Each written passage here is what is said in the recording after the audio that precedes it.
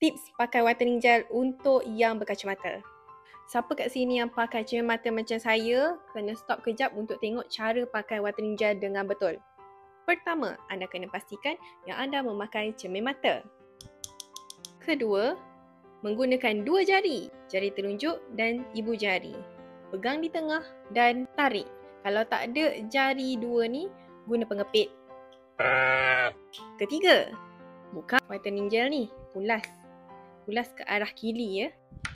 Ada spatula dan ada penutup. Buka. Gunakan spatula yang dibagi dan sapu apply menggunakan jari telunjuk dan semua jari yang anda ada lah. Kalau nak guna semua jari pun boleh. Saya guna jari telunjuk pun dah cukup.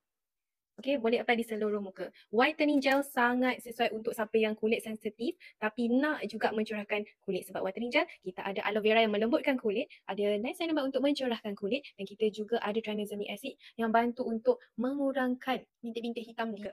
Pastikan jari yang digunakan bersih dan mestilah kanan, lebih afdol. Jom grab whitening gel packaging baru special untuk September 99 kali ini. Masuk live sekarang!